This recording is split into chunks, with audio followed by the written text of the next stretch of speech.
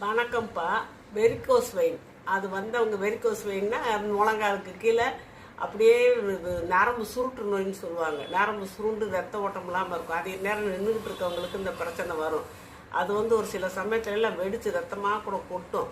அப்படியெல்லாம் இல்லாமல் இருக்கிறதுக்கு நீங்கள் இந்த வெரிகோஸ் வெயினை ரொம்ப இதாக்காமல் கொஞ்சம் சௌரியம் பண்ணுறதுக்கு நீங்கள் என்னவே வைத்தியம் பார்த்தாலும் இந்த புங்க மரத்து இலை இருக்கு இல்லையா, இல்லாட்டி அந்த புங்க மரத்து பூ எது கிடைச்சாலும் கைப்பிடி எடுத்து ஒரு 100 மில்லி தேங்காய் எண்ணெயில் போட்டு நல்லா காய்ச்சணும். ஈரச்சத்து வைக்கிற வரைக்கும் காய்ச்சி அதை வடித்து வச்சுட்டு அப்படியே அந்த எண்ணெயை தேய்க்கும் போது கொஞ்சம் சூடு பண்ணிக்கணும். வெது வெதுப்பாக தான் பண்ணணும்.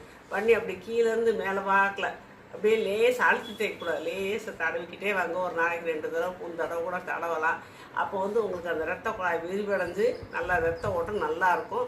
அந்த பிரச்சனை கொஞ்சம் குறையும்.